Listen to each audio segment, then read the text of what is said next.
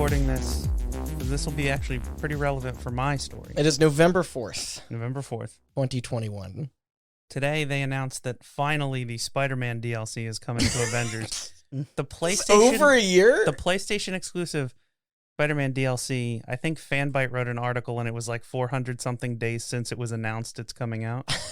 Well, was he supposed to be in there for launch or just shortly after launch? Shortly after launch. Okay. And I get the realities of game development and all that, and... Man, I wonder what took so long. Sean mentioned when we were talking about it a little bit before pressing record, like, this is not Crystal Dynamics' fault. This is... No. I blame Avengers entirely on Square. Mhm. Yes. And their stupid business practices, but it was funny because Avengers, people like to pick fun and make jokes about Avengers and how few people play it, but it recently actually got a little bit of a bump. Well, it came to Game Pass. Right? Yep. You know what's not coming to Game Pass? Oh, Spider-Man. Spider-Man. Those dumb fucking idiots. So wait, does Sony... One step forward, 3 steps back every time. Does Sony own the video game rights to that character? There's a lot of paperwork involved, I'm sure. They don't own I know shit. Well, they have a contract, I'm sure. Well, right, And the right, the yeah. But I contract think, probably. but I think They do that's- distribute the Spider-Man movies. but- and the game. Well, yeah, they but then they collaborated with Disney, which is why he's in the MCU now. But has he been in anything on any other platform Yeah. in the last couple? Marvel Ultimate Alliance. Oh, yeah. Switch exclusive. Yeah. He's on iPhone games all the fucking time. Now those don't count. Well, still a different company. What was that Marvel thing that got canceled after like less than a year? Do you know what I'm talking about? Wasn't it a gotcha type of? Dude, go on your Are there iPhone. multiple of these? Go on your iPhone right now and look up Marvel. No. There are, I shit you not, Thousands. I don't think I could count the amount of Marvel gotcha games on the iPhone, on the iOS App Store and Android App Store on my fingies and toes. I think there's more than 20. So, That's hot right now. yeah. 10, like, over a decade worth of movies. I don't know that the latest film is the first to not be certified fresh. on Listen, Rotten everybody Tomatoes. drops the ball once in a while, you know? It just took them 20. That's what happens three, when, that's what 4? happens when you hire the chick that did Nomadland. It's true. Turns out the person who's really good at making boring movies made a boring movie. How much Amazon propaganda do you think is in Eternals? I would say it's probably the same amount that's in Nomadland. I was watching a video. Okay, this is a tangent, and then we can get in the episode. I was watching a video on Elon Musk and Like you do. and how he like is essentially like trying to be real life Iron Man. And then that video, in his dreams. but he's like bad at it. And Yeah. then that video reminded me that Elon Musk is in Iron Man 2. I completely forgot. Oh my god. crazy. He's at like a party or something. Yeah, and he's like, "Hey, Tony Stark, I came up with an idea for like a plane that's electric." And Tony's like, "Ha ha!" And then like, it's so stupid. Oh, I hate our world. I don't. Real Tony Stark can't have hair plugs or like hair replacement treatment or whatever. He's got to be like, that's got to be the real deal. No surgery involved. I mean, wait, he's powered by like a core. He's kind of part robot. Elon's on that track. What do you think powers him? Elon? Yeah. Oh God, I can't even think of anything funny. Everything that's racing through my head is like Dune hellscape, and like he wants to be the Baron or anime something. titties and memes and His manipulating ego? the markets. Yeah, his ego. I feel like above Yes. all else, his ego, how big it can get. You know what I mean? Hello, everyone, and welcome to Microtransactions number 5, the series where we all go around and bring a little something to the table. Smaller stories in the world of video games that may not exactly warrant their own full episode, but are still always interesting and deserve to be discussed nonetheless. This is Hot Button. I'm Randall Beatrice, here with Austin Blakesley Hello. and Sean Chambers. Hey, We got a wide range of topics today. The only thing left is to figure out who wants to go first. Oh yeah.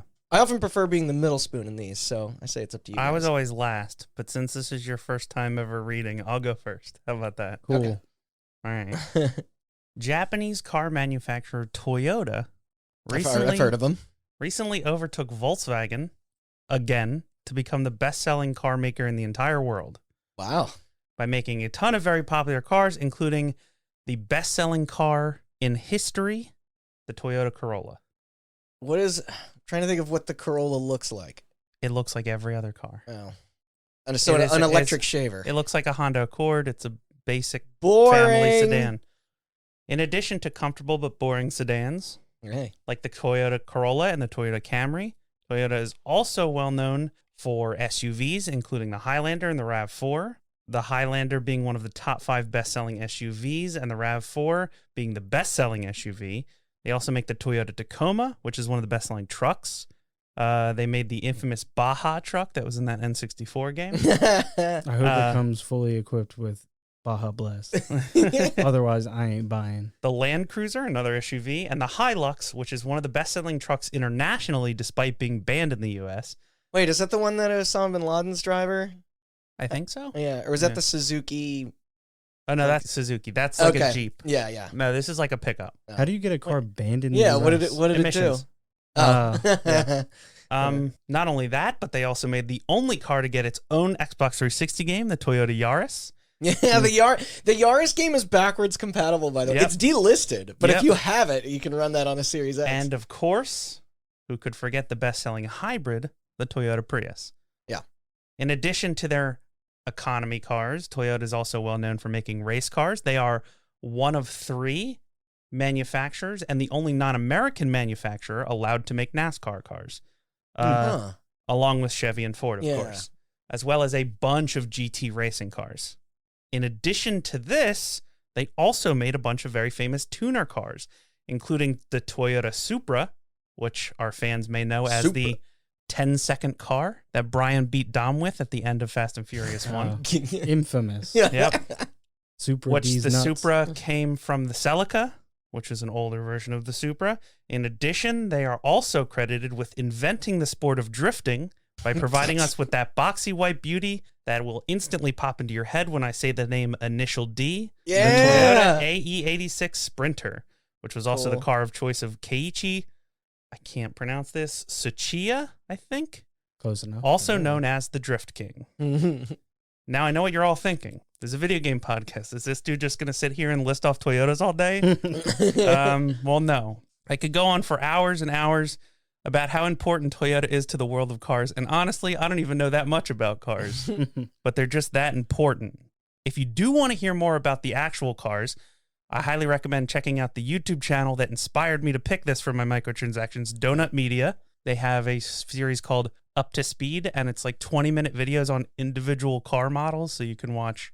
This was really just my long roundabout way of saying Toyota is the big time. And I mean, Fast and Furious is credited for forever changing car culture, from the muscle cars of the 70s to the Japanese cars and tuner cars of the 90s and early 2000s. And all of that can be credited to a single climactic scene in the first movie, with a 1994 Toyota Supra Mark IV beat a 1970s Dodge Charger. I feel like we could all just go around and just constantly crack jokes. But that is a good point. Something I never thought about is like getting those cars on the big screen and like just kind of seeing. I mean, there's a history of that with I mean, this is the most random comment ever, but when Twister released, Jeez. Yes, and the pickup that was featured in the movie, like sales for that exploded. also because it was almost portrayed as being like indestructible. we talked about this before. Top Gun shifted the entire motorcycle market. Really? Yeah. Because Tom Cruise drove a Kawasaki Ninja. See, I'm just not And so influenced. that was by it. that was when the Harley lost its market share to the Really? so-called crotch rockets of the world. The Italian Job was the return of the minis. That was, Well, that yeah, was That's so essentially. funny. I mean, it was also a remake of a movie with older minis, but yeah. it was like it was essentially a 2-hour long commercial. It was a fun movie. Yeah. Like, I liked it.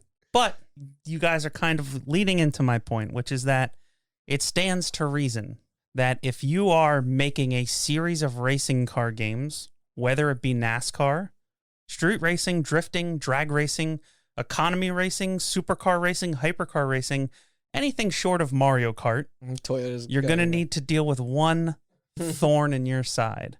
The licensing of intellectual property. Yeah. And Ain't that the way? And with that, let's flash back to the long, long, long ago year of 2017. Wait, that wasn't that long ago. You see, we have a whole slew of racing games releasing, like we do every year, but this year, a little bit different, because this doesn't happen very often, but we have a hit me. Gran Turismo game and a Forza game getting set to duke it out by releasing within the same week. Wow. I mean, you're right, and that doesn't happen often because Gran Turismo's not yearly. No. Yeah. And Not I was even going to say close. they can't fucking get those things out. No. Forza it's pretty dependable. You're not going At to least once a year. include what probably released this year, but I'm not sure. The Crew. So this joke might not actually go anywhere. The NASCAR game that probably came out this year. Yeah. They do a NASCAR It feels game every. Yeah, I feel like I always see NASCAR something about games one. will come up.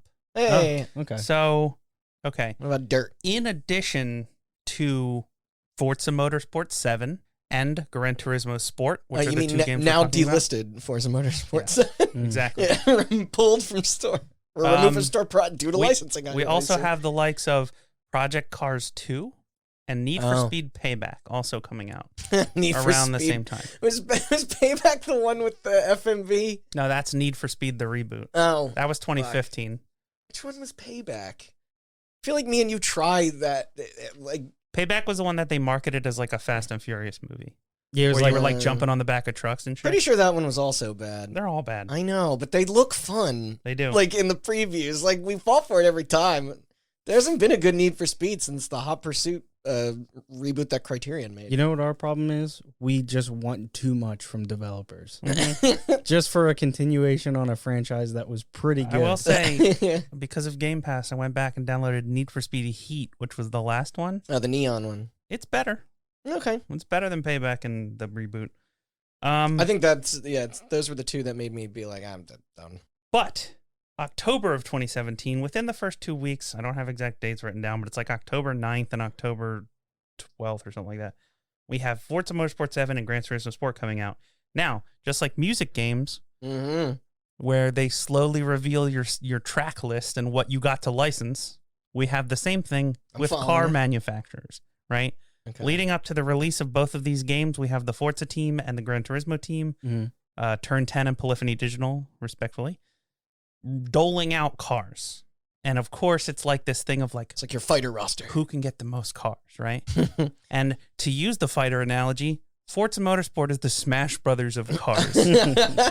We have the fucking regalia from Final Fantasy 15 and Forza Horizon 3, I think. Isn't the Warthog in there? The Warthog's in Horizon 4. Okay. Yeah.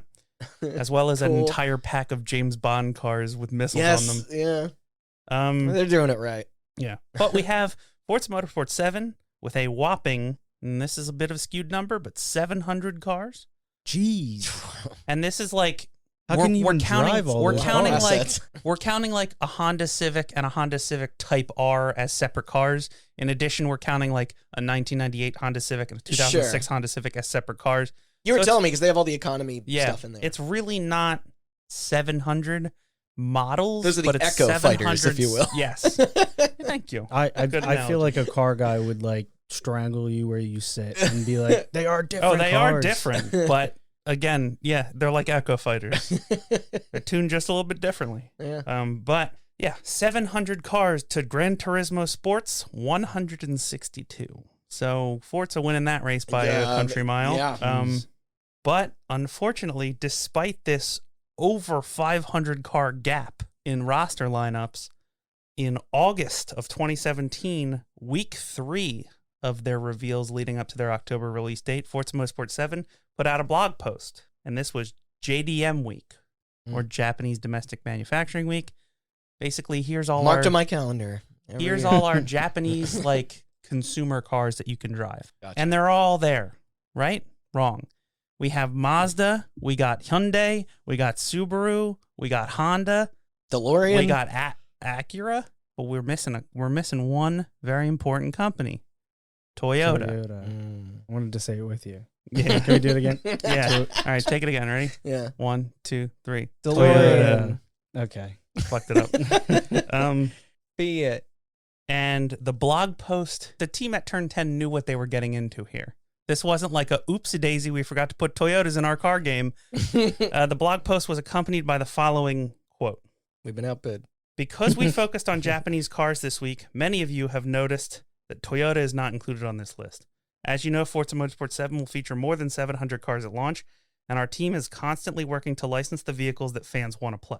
Unfortunately, it isn't always possible to align the interests of our fans and the interests of our manufacturing partners. As a result, production Toyota vehicles are not represented in Forza 7. Oh. We are as disappointed as you are about this news, and while we hope to bring Toyota production vehicles back to Forza in the future, it is worth noting that a small number of Toyota race cars will be included in the game. Look forward to that list in a future edition of our Forza Garage, which is the name of the blog. Wait, why were there race cars? We'll get there. Per minute, all right. Plus, you guys don't know, you don't want to race in Toyota cars anyways. That's our excuse, I think. I mean, they got Ferraris and Lamborghinis like McLarens. Yeah, And who wants a shit, stinking Toyota? Good on them. They didn't make an excuse. They were like, look, Yeah. we're fucking bummed. Okay. too. Yeah, yeah. that is good. Which, is good to admit that, but also clearly it's Toyota's fault, not Yes. Turn 10's fault. Turn 10 wasn't like, you know what? Fuck Toyotas. And now to many gamers, I mean, a lot of car people got into cars because of shit like Fast and the Furious. So to many gamers, like not including the Toyota Supra is like releasing. Pretty hard jab. It's like releasing Smash Brothers without Link in it.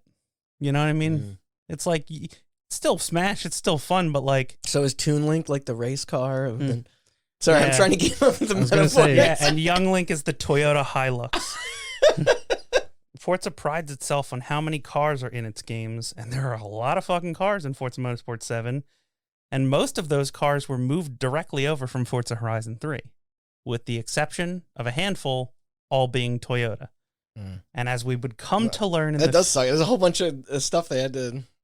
as we would Probably come the to work was learn in already the done on. future, this also would not include Lexus or Scion because they are both They're owned. owned by Toyota. Gran Turismo, on the other hand, featured a whole bunch of Toyotas. Yo, check it. Yeah. As for our other racing games, Project Cars came out earlier that year and had managed to secure the rights to the new Toyota GT86. Chock full of Toyotas.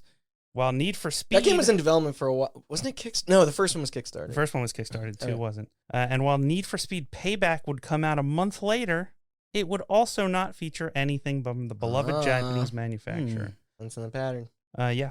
Fans of Forza were left baffled and looking for answers. Now it should be noted that this is not the first time a manufacturer skips out on these racing franchises. Very famously, EA owns the exclusive rights to Porsche until the year of our Lord 2016, That's how long? which is 1 year before this happened.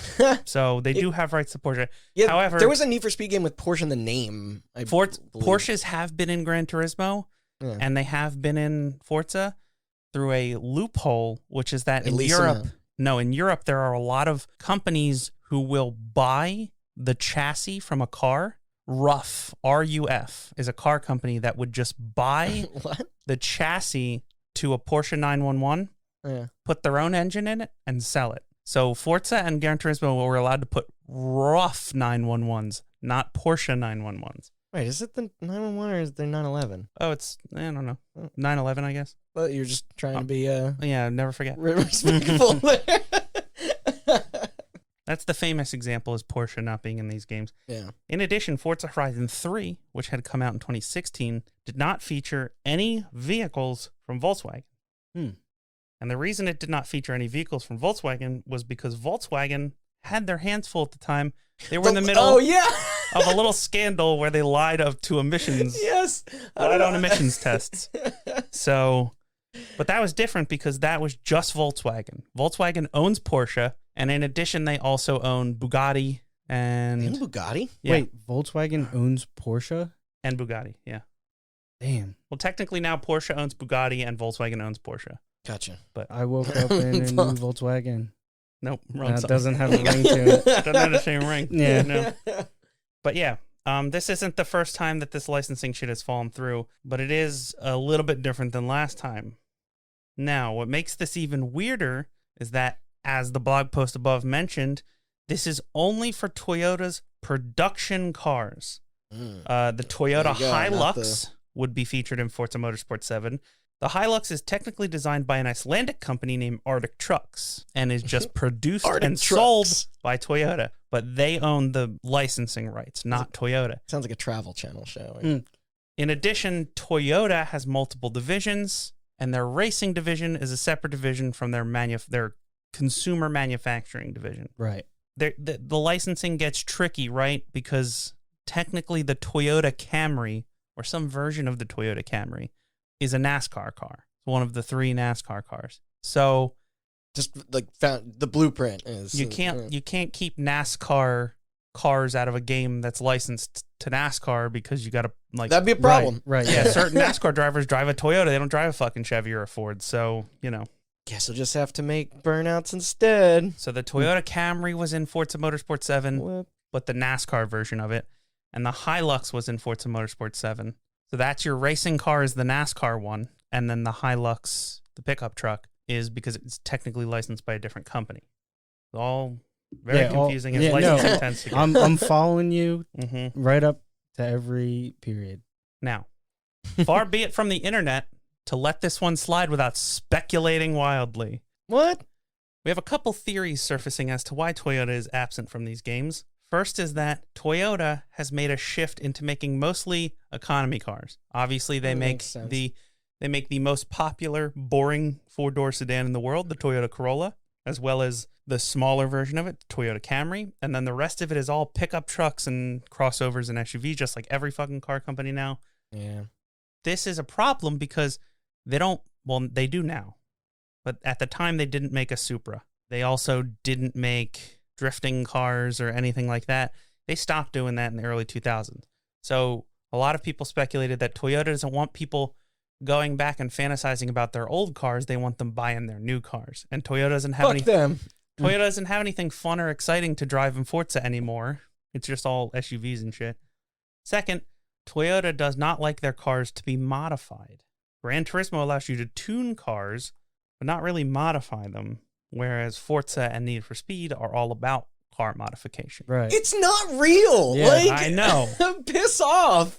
Well, these are, again, remember, this is speculation. Goes against everything that they believe in. This is a respectable car company. You know what cars are getting pimped out like all crazy in the Fast and Furious movies. Right. Like, that's like the whole thing. And our third and most reasonable is that, I don't know, they couldn't come to an agreement. Toyota just either wanted too much money or just didn't want to do it. Yeah, that seems pretty reasonable. Like, the money's not right. Yeah. They walk away. Now, this is where our story is going to fast forward a little bit because there's not a lot of news on this front for a while. Those games come and go. Gran Turismo has Toyotas. Everybody's happy. Forza doesn't. Everybody's sad. Yeah. The Toyota does come out with a new Supra. It gets added to Gran Turismo. It does not get added to Forza or Need for Speed, but who gives a shit about Need for Speed Payback? And then E3 2018 comes and Forza Horizon 4 is announced. No Toyota. Ooh. Forza Horizon 4 then comes out in November of 2018. No Toyota. In 2019, Need for Speed Heat is announced. No Toyota. Ooh. A reboot of Grid is announced. No Toyota. Oh. Where are these darn Toyota guys at? Yeah, right. But here is the phone's been ringing off the hook for years. Here is where our story gets interesting. Just an email like inbox that no one has been answering. A random angry fan of the Need for Speed franchises of all things, not Forza, not Grid, Need for Speed, sent them a dead fish. Tweets at Toyota UK on Twitter and says, "Where is Toyota in the new Need for Speed game? That's a real missed opportunity." Toyota UK then responds, "Not there. You can find our cars in GT Sport, which doesn't promote illegal street racing." And then they put that little, gritty teeth emoji. It's hard to explain, but you know what I'm talking about? The one with the wide eyes and like the full smile. Mm-hmm. What fucking wet blankets? Mm-hmm. They also ended the tweet with bruv. No, but hold on. The only response to that tweet before it was promptly deleted was the Need for Speed account. Just said tweeting, pussy. Nerds. That's so awesome. All right, that's fantastic. Yeah. I'll get the new Need for Speed now. Seems like more of a joke than anything. They put that weird emoji in there. But like I said, don't know. the tweet. What's the the joke is that you're lame. Like, that's not a very good bit. I don't know. The joke is that like Gran Turismo is a more honorable franchise than Need for Speed, which is true, but not because it's about illegal street racing. It's because it has a budget and people give a shit about it. But so this all it's also like more simmy, but this all spawns out of elitist nerds. Is that what you're telling me? Oh yeah, of course, like all car shit. Those dorks. Again, seems like a joke, but the tweet was promptly deleted. And then Toyota released the following statement. We look like officially, lame wads. The Toyota Motor Corporation has no concrete plans to license its model range to any other games besides Gran Turismo Sport at the moment. So is there an exclusivity deal or partnership? I don't know. Is there? Oh. We'll be really excited to share our future plans with you as soon as we are able to. Okay? Something's cooking. Like you said, no exclusivity deal confirmed. Sony is obviously not fucking saying shit. Yeah, why would but this leads many to come to the very reasonable conclusion that this isn't a Toyota's being a dick thing. This is a Sony is paying Toyota to be a dick thing. And shut up about it. Yeah, and shut up about it. They're also Japanese company, both of them, I mean. Correct. As opposed to Microsoft. We come towards the end of 2019. October 2019, the Grid reboot launches. New Toyotas. November 8th, Need for Speed Heat comes out. No, not a Toyota in sight. So it seems like... starting to connect the dots. If there is an exclusive deal... it's clearly still in effect, right? Yeah. Wrong. 11 days later, set me up. The Forza Motorsport account tweeted, we got Toyota. Suspiciously 2 years and 2 weeks after the launch of Gran Turismo Sport and Forza Motorsport 7. Guess what ran out, motherfuckers? The Forza Motorsport account tweeted it lapsed. That the 1998 Toyota Supra RZ Mark IV would be coming to Forza Horizon 4 free of charge in their title update on December 12th of 2019. Yeah, free of charge, and it only cost us $10 million. Yeah. The news was then followed by a bunch more Toyotas, including the Corolla, the Celica, the AE86 Sprinter, the GT, the MR2, as well as the Lexus LFA, the Lexus ISF, and the Lexus RCF. You're getting flooded with Toyotas. We got Toyota branded bicycles, Toyota stickers. Look, there's billboards in the game. They got Toyotas on them. It's written in the clouds in the sky. So what actually happened? Poor Need for Speed. By the way, if you didn't get it because I kind of blew past it, this announcement came 11 days after Need for Speed Heat released with no Toyotas in it. Somebody at EA pulling their hair out. Yeah. I mean, they get a taste of their own medicine for the Porsche thing, I guess. True. I guess you could say they got left in the dust. Yeah, they should change it to Need for Toyotas, right? Might actually sell better. Change the name. But yeah, what actually happened? Sad to report, I don't know. The weird thing about this story is that many outlets report that there is in fact a deal between Sony and Toyota as a fact. Undoubtedly. Others reported as speculation. I personally could not find any concrete proof in writing anywhere that there was a deal, but it's pretty obvious there was a deal. Yeah. So I was just about to ask, is something like that doesn't have to be public, right? I mean, if you're signing contracts and things like that? No, it doesn't have to be public, no. Yeah. Especially for foreign. So most likely. It only has to be... The weird thing about it is, to get into it a little bit, the only thing that's weird about it is, to go back to our cold open, if you're Sony and you're like, you should buy Avengers on our platform, we have Spider-Man. They made that public because them buying exclusive rights to Spider-Man is a selling point. Yeah. We don't know when. It's choose us over. We don't know when we have Spider-Man. He's around here somewhere. I think 2022. I think there's a guy in the office who drew a picture. Yeah. It's gonna be pretty sweet. It's just like a kid's drawing of Spider-Man. He's a hard guy to nail down, with the webs and everything. Yeah. So you can imagine our frustration. Try getting a picture. The weird thing is, if there was a deal, I don't know why Sony would pay Toyota to exclusively license to Polyphony Digital, to then never mention it. Like if I was Sony, and you put that on the box. Yeah, you like market it. This is where, hey, you want to race a Toyota Supra? We got you. Forza sucks. Well, that's why Need for Speed was had Porsche in that. I gotta look up that game. Need for Speed Porsche Unleashed. Oh, Porsche Unleashed. Yeah, that's it. And it makes itself very well known that this is the place to come for Porsches. If you are spending money signing contracts, you want to leverage that in marketing. Exactly. But again, no concrete proof. But I don't see why not. There's really no reason for Toyota to take such a hard stance on in a tweet, and then 2 months later, and 11 days after Need for Speed wasn't allowed to have Toyotas, to just push a deluge of Toyotas into Forza Horizon 4 later as DLC.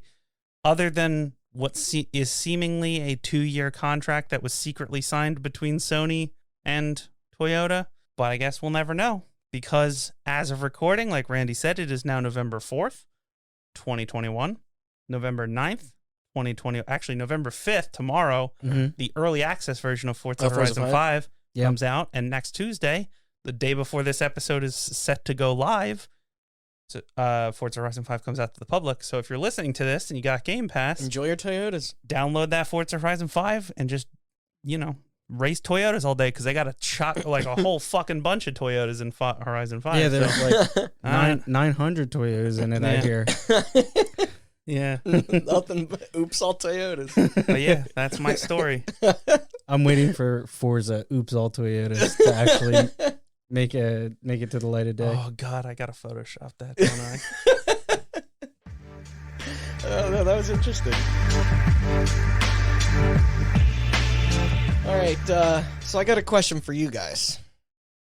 Y'all like memes? Like them. Yeah, I do. Yeah. I love them. How about Endless Runners? You remember Dat Boy? Do I? The frog on the unicycle? Yeah. What a trip. That was a joyous couple of weeks. How'd they get that frog on them? What is it, motorcycle? Unicycle. All right, so into the memes here. And Endless Runners. How do you feel about those? Take it or leave it. Cannonball was pretty good. It's all downhill from there, though.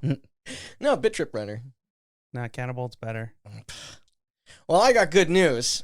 Because what if I were to tell you that Nintendo, of all people, fulfilled your wishes back in 2014 Oh my God. and gifted us with what is likely the best of the worst and most bootleg-ass game to ever sneak past their official seal of quality. And as a Wii U exclusive. Production note for those listening. We got a new mixer, and it has a built-in soundboard, so look forward to that in the future. I am so upset with myself that I didn't put the sounds from this game on the soundboard. Like an MLG air horn and like the, where are you at? Yep. So, get those pesky PlayStations and Xboxes out of here. Throw that expensive PC you built in the motherfucking trash can, because this is the tale of Meme Run. I can has Wii U. So I can play my Wii U and smoke a joint and like chug Mountain Dew and get hit 360 headshots at the same time. Actually, not to jump ahead, but you might not want to do any of the things I just said. Okay. Yeah, we'll get there. Anywho, allow me to paint a picture. It's December that year. Snow is on the ground. A light dusting. The Christmas Christmas lights are all up. I'm there in my head. This is the 18th to be precise. So, wow, Christmas is right around the corner. Right around the corner. And something appears on the Big N's eShop. It's crude, costs $5, and is categorized under the genre Illuminati confirmed. Perfect. Which I guess means that whoever uploads a title to the service for download can essentially write whatever they want in the info. Pretty funny. It's good to know. Yeah. Seems like that could go bad quick. Surprised that made it past old daddy Nintendo. Right. Well, I'm going to go ahead and guess. I've been on this show enough. Nothing's going to go wrong. Randy's just bringing this game up because he likes it so much. Nothing's going to happen. Well, speaking of that listing, both the developer and the publisher were listed as Ninja Pig Studios, a duo indie outfit consisting of an, at the time, 20-year-old designer, Jordan Schwetz, and his younger brother. They launched their website and started work in 2011. Jordan began programming in the 7th grade after discovering an interest in HTML. The passion progressed once he was given his first smartphone in his freshman year of high school, spending endless hours educating himself on its internal components as well as messing around with the various apps. This then led to him going into application development, often receiving advice from other young minds who frequented like Android community forums. He labeled Ninja Pig more or less as a, quote, one-man shop, but always still insisted in crediting outside sources that helped him out. The MS Paint style company logo was a picture he drew in junior high that his dad loved and hung by his computer, while the name came from his gamer tag. Pretty cool kid so far. Yeah. He tinkered with the tools he had, using Unity to create and release his commercial debut, a simplistic parody game called IQ Test, inspired from the numerous browser and like phone stuff that came before it, all with the same concept. Like Impossible Quiz and shit like that? Mm-hmm. Okay. Exactly. You get tricked into attempting to solve basic puzzles through unconventional means, get annoyed at the solutions, then inflict it on your friends and family and watch their frustrated reactions. And then get dumpstered on in your results. Yeah. You get pranked. Yeah, do you remember like these from back in the Flash days? They were like fun once, and then everybody rushed to replicate it. Here's what makes this one unique, though. Upon instant attention with its availability on the iPhone, iPad, and Barnes & Noble's Nook, the latter being the most important, as it not only was his personal favorite, it was less crowded of a scene than the formers, literally dethroning Angry Birds on there for several weeks while rocking decent scores to match. But yeah, these versions were out on July 31st of 2014, and he had a plan on the side to keep the train of success rolling. This being to also submit it to launch for the Wii U. The mobile scene was already inundated with that kind of shit by this point, but not the console space. Plus, Nintendo was beginning to have quite the reputation to those in the know for having a bizarrely lax certification process with their store. Perhaps even more so after Apple and Google were getting pressured to curate their marketplace better and trim down the garbage that was being dumped on there daily. He could potentially face the removal of future creations on iOS. Mario guys, however, too distracted to catch anything. Yes, distracted by the success of the Wii U. Yeah, that's a lot of money to count, my friend. Mm-hmm. 1, 2. We'll be here all week. Now, he couldn't find if Jordan had somehow acquired his own Wii U dev kit, or if the Unity engine was just so universally compatible that porting the builds from his PC was so easy that it wasn't even needed. Yeah, it's that one. Yeah, for more on the history of that software, check out our episode on it, by the way. So there's no telling why Nintendo themselves permitted such products through their doors, especially when you consider their protections over the brand, along with their prior relationship with third parties, or lack thereof.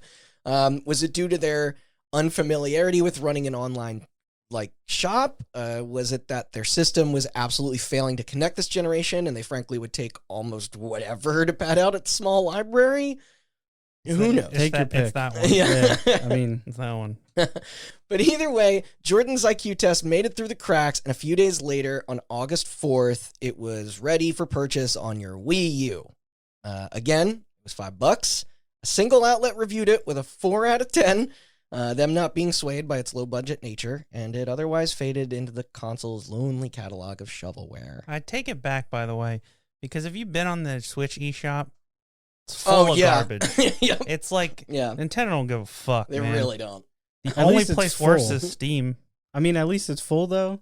I go in there and I'm looking The for problem the hottest new thing, and I see a bunch of shit that I just look The right problem over. with the Switch but it feels marketplace alive. Yeah. is that there'll be those dollar phone games, but they're sandwiched next to AAA releases Yeah. and Yeah. their own shit that they publish. You're Yeah, no, what? the problem is you're like, oh, awesome, dude. No More Heroes 3 came out. Yeah. Let's go on the eShop and download it. I'm so it's excited. already pages. And you down. go to recent Yeah. releases, and 3 pages in is No More Heroes, because since noon when that came 10 out, Sudoku games. and 10 p.m. when you're checking the store, there's 8 mobile ports and Yeah.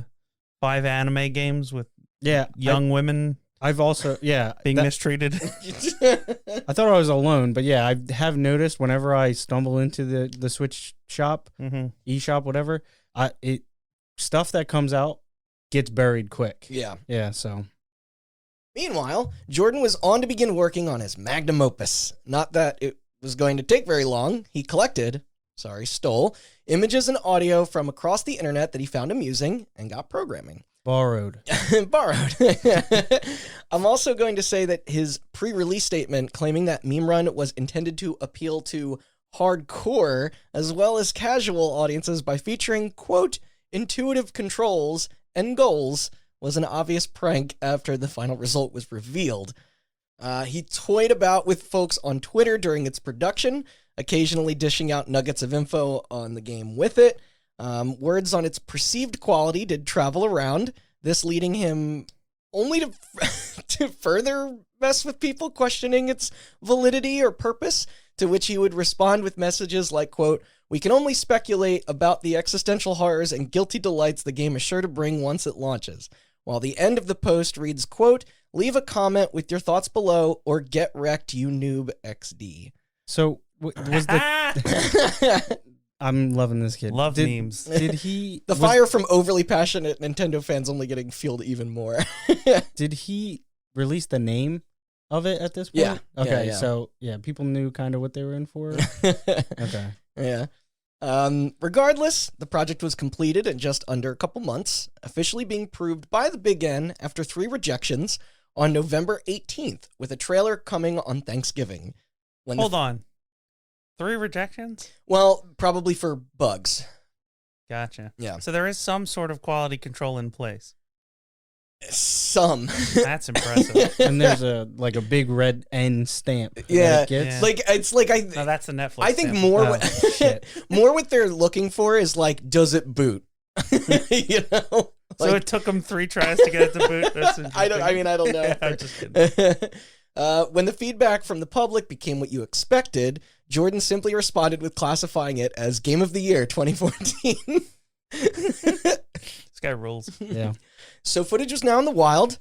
He continued to put it on the finishing touches, using his buddies from college as playtesters.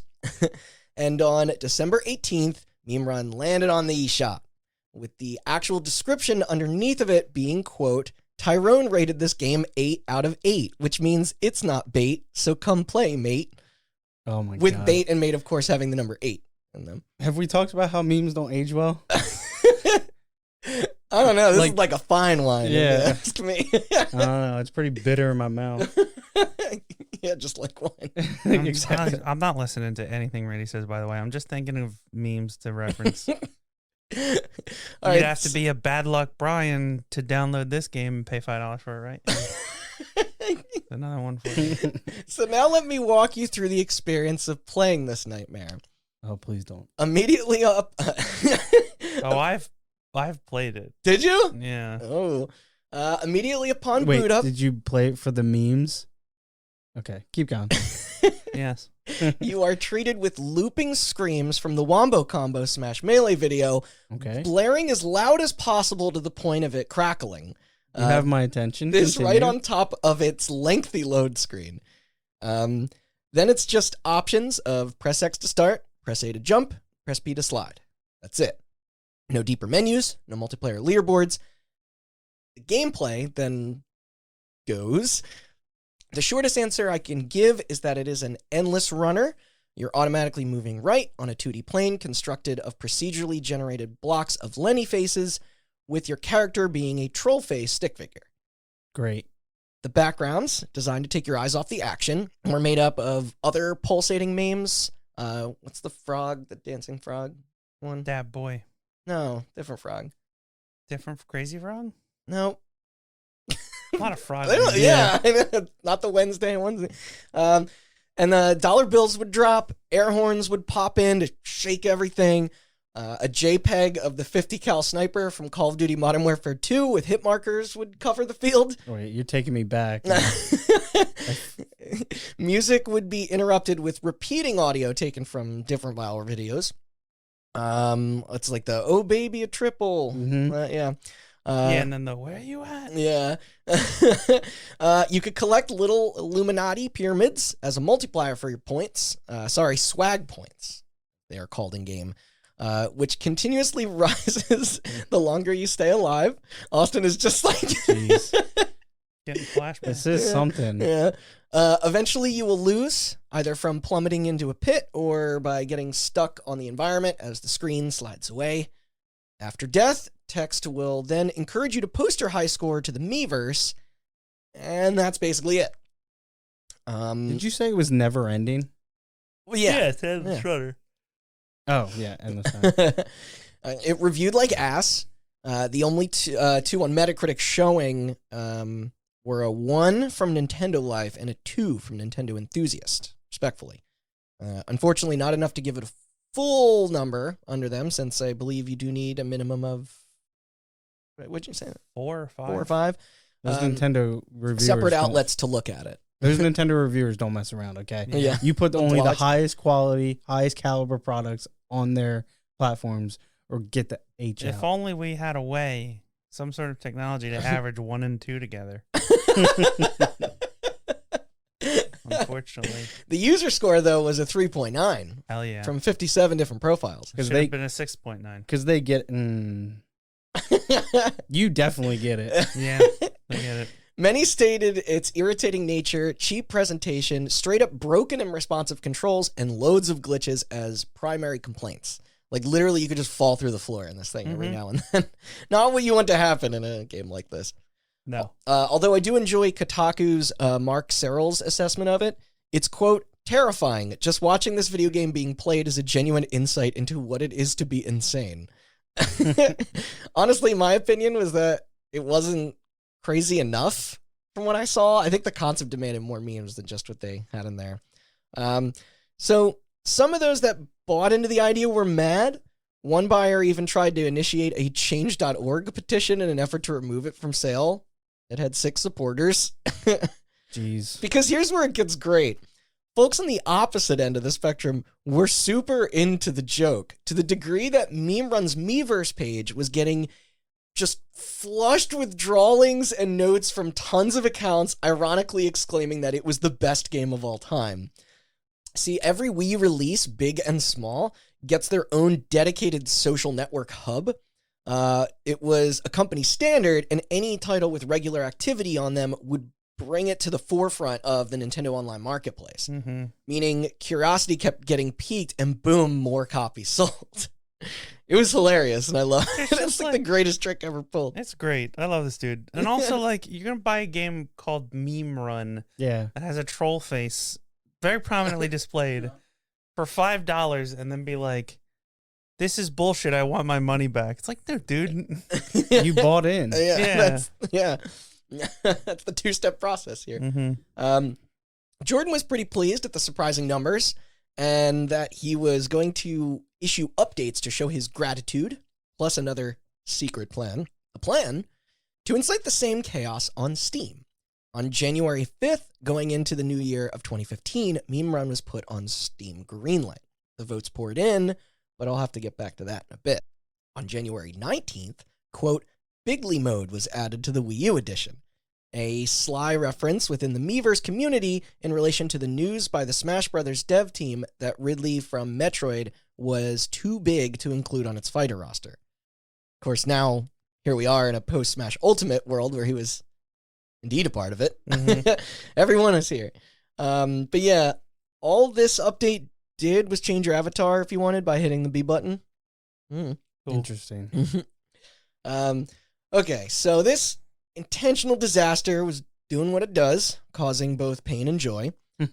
Jordan was on cloud 9, Mm-hmm. except then the unexpected occurred. A controversy most foul. Oh, no. Intellectual property theft. Hey, I already covered that. Sorry. Now, interestingly enough, a previous patch did replace the Call of Duty gun asset with a generic one. Ninja Pig possibly foreseeing the inevitable cease and desist from Activision if the game's popularity were to reach larger heights. The real outcome here wouldn't truly get revealed yet, because from our perspective, this thing just vanished from the eShop Right. without any announcement. March 3rd, Meme Run was suddenly gone, tragically killing its Miiverse in the process. Oh, no. Yeah. Lost to time. More went out. Rumors did spread as to why, but nearly all fingers pointed to the title's inclusion of snatching various internet stuffs without permission as the culprit. It was doing too well for it to be a view of objective taste. No word was coming from the studio. Well, other than the gameography on their website changing the product link to a Rickroll. Nice. Nintendo This of America. dude never stops, Classic. does he? Classic, dude. Facing legal action, and he's still memeing. Gotta love it. His address is 123 Fake Street. Nintendo of America was also conspicuously silent. A day later, a Reddit topic would then get made from someone claiming that an individual known as Wayne on DeviantArt has written about how he technically owned the copyright for the troll faces and sent a DMCA takedown on Nintendo after failing to stay in contact with Jordan constructively. For brevity's sake, I'm not going to read the entire post. The key factors, though, were that he wasn't trying to be a dick. He was just following the protocol advised from his business holders, and that potentially, a solution could still be reached to reinstate it back to the store. This likely being crediting and compensation, as he mentioned that fair use wasn't going to fly here.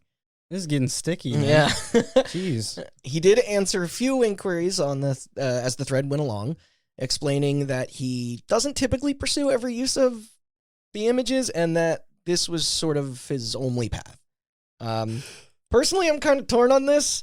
I'm not sure whose side I'm on, really. Especially when the realization came that Ninja Pig, just months before this, had to outright cancel their second Wii U release called Jumpy Cat for similar reasons. Dang. As pieces of the artwork wasn't theirs, nor was the title name itself even available. Gamgo Games apparently locked that down already.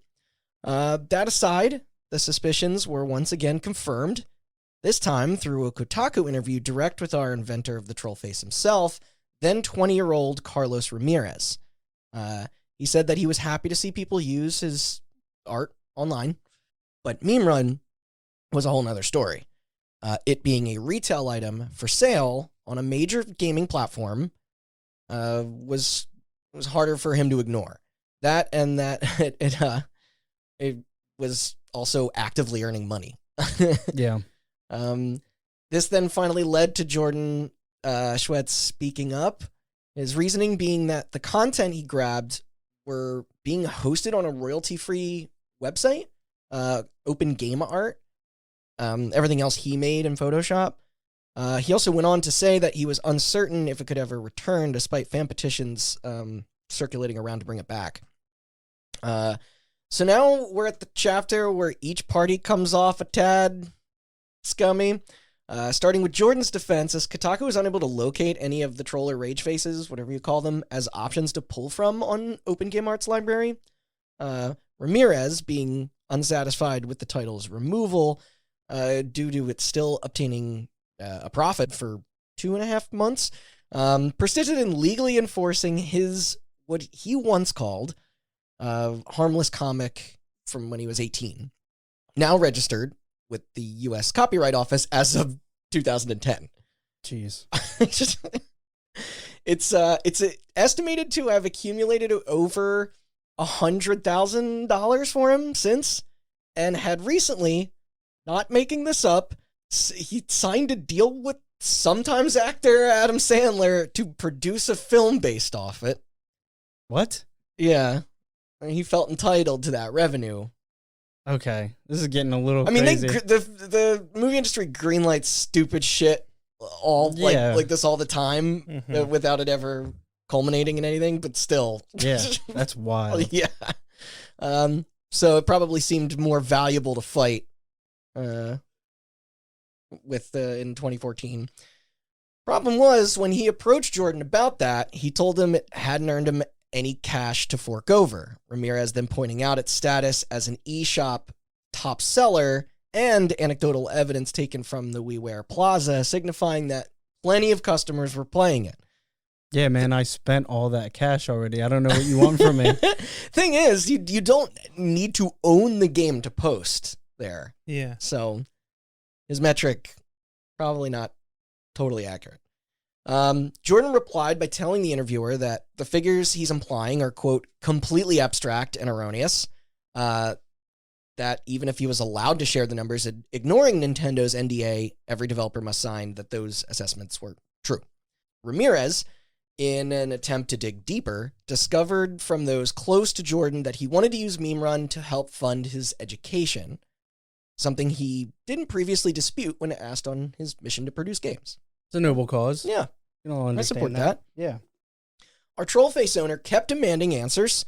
How many units were downloaded? What was the cut? Was Nintendo even aware of the debacle? He was prepared to go to court for this, all while Jordan was dragging his feet. Dang, the troll face guy is pretty serious. Yeah, like hell-bent. Ramirez then publicly insulted and threatened Jordan, calling him, quote, the least mature person I've ever dealt with, and that he didn't know the extent of what consequences were brewing. He was increasingly angry at what it cost to pad out this process, too. Jeez. Yeah. Although wishing to get followers on his side of the mess, he did state that all Ninja Pig had to do to include his works was ask, and he would have given it gladly. Of course, we'll never really be sure if that's how it was going to even play out, if that had happened. Yeah. Outside of this, questioning around Nintendo's indie policies began to unfold as, like, with whether or not it was okay to open the floodgates to a wave of uploads coming from such inexperienced game designers without a proper understanding of the legal system. Ramirez continued to fight for his profitable baby. It was the money he was bent on, not the fame. Yeah. That didn't bother him in the slightest. Not that it could, with the character taking on a massive life of its own. People will completely forget that I made it, and I think that's cool, is what he said. I looked it up, and he created an NFT out of the troll face and sold it for 69 Ethereum. All right, I take it back. Fuck this guy. Okay. So I'm Team Jordan. there's your NFT. Now, Austin's NFT Minute. Brought to you Dun-dun-dun-dun. by Coinbase. You got about 45 more seconds. So Open Seas. Dun-dun. Sorry. anything else you want to say? NFTs are stupid and they're a scam, and crypto's stupid and it's a scam. But that's fine because money's also stupid and a scam. All right, that was good. This has been the NFT Minute. But this, my friends, is where the trail runs dry. Only time will tell if that court date ever comes. As of today, there hasn't been any new updates past this. It is always possible that the battle was settled behind the scenes. Regardless, Jordan doesn't seem phased, as he has gone on to release other titles under the company. There was a 4-player Pictionary-style game for the Nook called Drawing Guess that did well. Tiny Birds, which was another mobile platformer that you controlled through touch. Both were geared towards the family or younger demographic. Elsewhere, eBay for a brief moment saw a sudden uptick in Wii U listings with inflated prices, a la PT, as the consoles that contained the delisted black sheep of the system's deactivated online archive were now being sought after by collectors and enthusiasts. It's tough to say what that worth is in 2021 with everything being so fucked, but its rarity is undeniable, I suppose. Yeah. In a shocking twist, Meme Run 2 appeared as a Steam exclusive on July 23rd, 2020, as it was and is $4.20, Nice. and doesn't feature the Sick. Ninja Pig branding. The lesser excited thing is, though, is that it no longer contains any actual memes, but instead knockoff versions of real memes. Oh, Mhm. man. Admittedly failing to capture much of the original's charm. It did fine. But what happened to Meme Run 1 for Steam, you ask? I didn't, but go on. Well, I think it was in 2017, right? That Steam Greenlight was discontinued Yeah. as a service. Yeah, it says it was early June 2017. The Switch continues to host the same amount, if not more, trash, like you mentioned, Austin, meaning this could all completely happen again.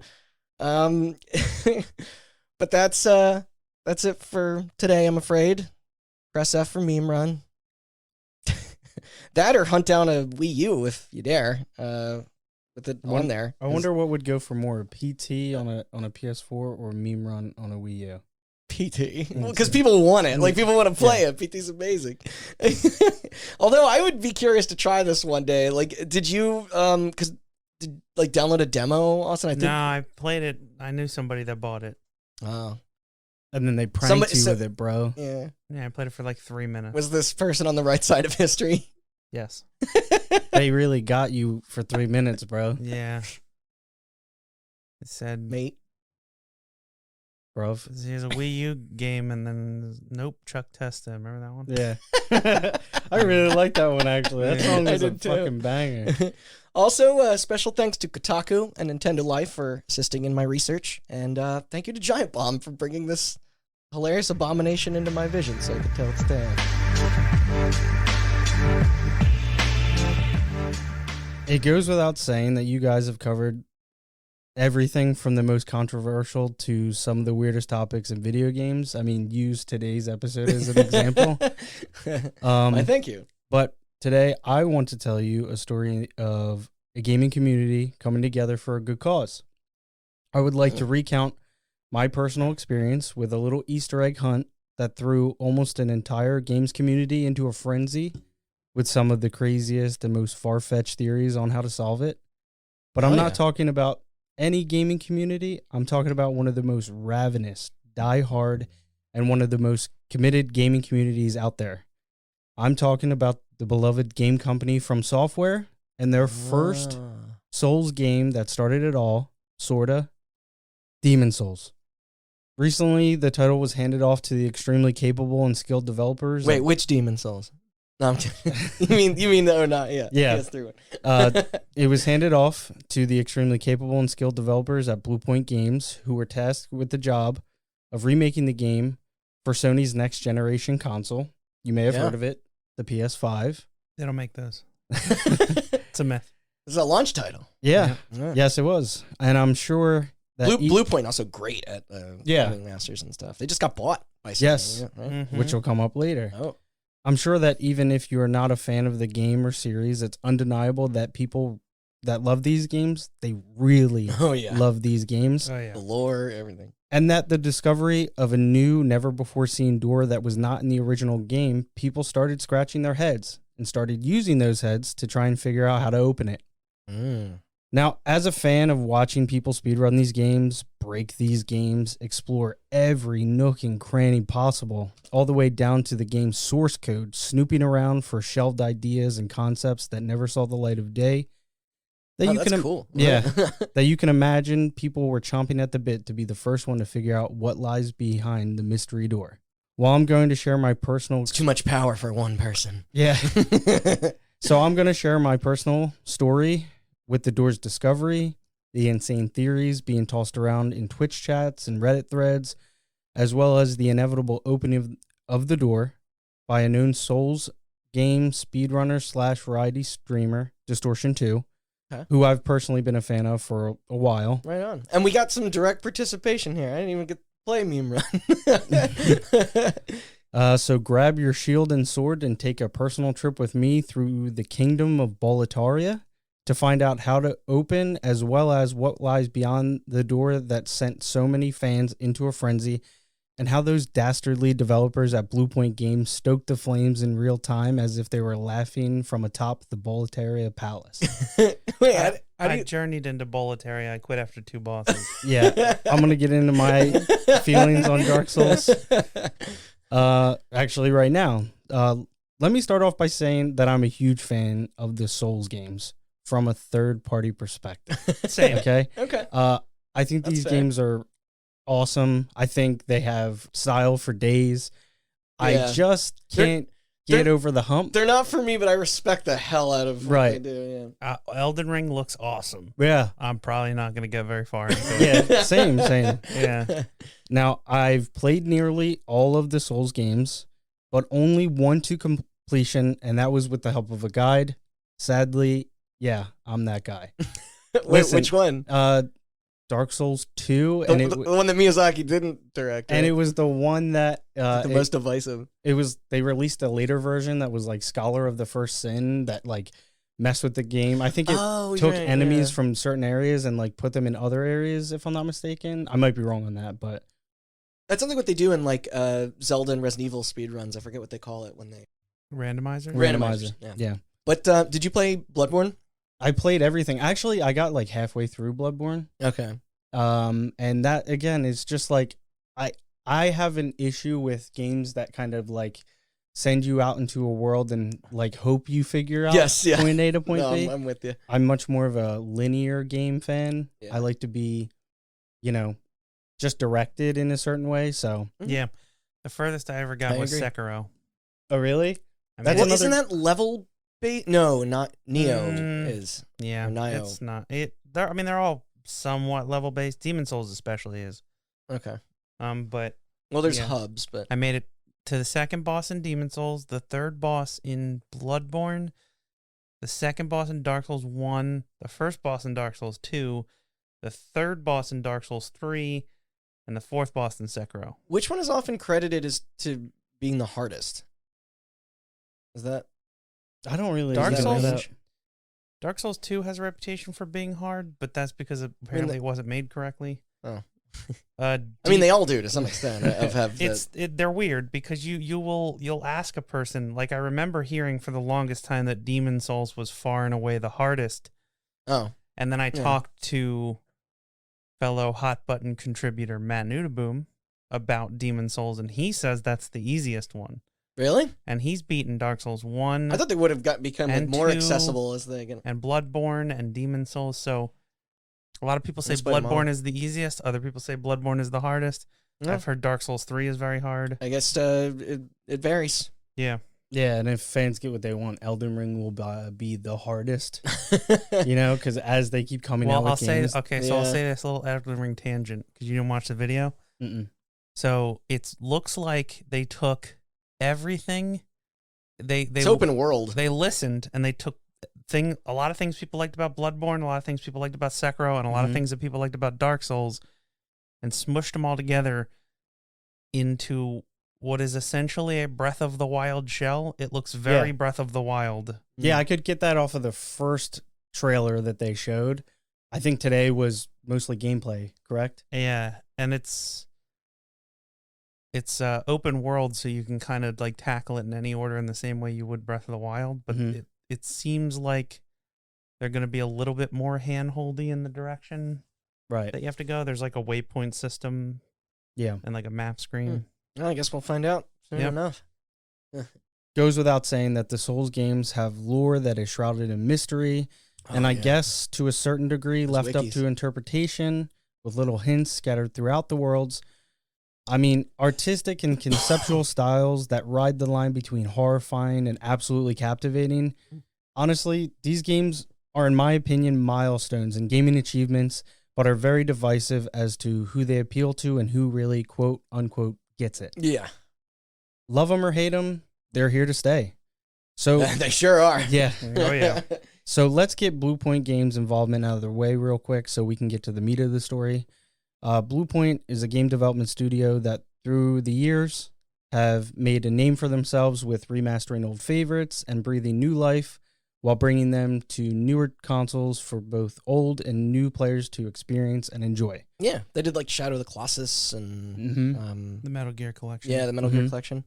They made their game debut with their only non-remaster / remake game, Blast Factor, which is noted on Wikipedia to be the first console game with 1080p 60 FPS and was released for the PS3 in 2006. Holy shit, I didn't know that. Which was also a launch title. It's actually kind of interesting to read up on that. Is it like Blast Core?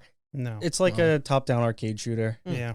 They would go on to do the God of War collection for the PlayStation 3 and PlayStation Vita in 2009, Ico's Shadow of Colossus. Oh, they did Ico too. As well, there. Yeah. Not Ico 2. Yeah. Ico and Shadow of Colossus collection and Metal Gear Solid HD collection, a few other ports. Rumor has it they're making a from the ground up Metal Gear Solid 1, which speculated. Yeah, Twin Snakes already exist, people. They're keeping a tight lip on that, but so a few other ports and remasters later brings us to 2020, where they have the privilege of taking on From Software's first officially titled Souls game, Demon Souls. It was a surprising announcement. Yeah. A launch title for the PS5. Funny side note here, Blast Factor was a launch title for the PS3. So was it God, no, sorry, keep going. I just want to Google a picture of this box. Like I think it was digital. It's digital. But it was digital. Yeah. Okay.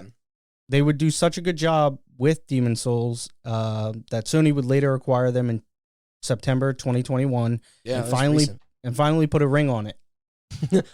I'm honestly personally really handcuffs. Yeah. It depends on how you look at it, I guess. No, that's probably a good partnership. I'm really excited to see what they do next, but let's move on to the topic at hand. Now, we roll the clocks back almost a year to the date. It's November 12th, 2020. PS5s are showing up at doorsteps across the country. Sometimes. Or you're going out to a store and trying to weather those lines. No, that ain't happening. No. I think it was mostly they were arriving on doorsteps. Yeah. Mine, in particular, showed up on launch day. Luckily enough, got mine through Amazon. Wow, good for you. Um, Did your show up launch day? No.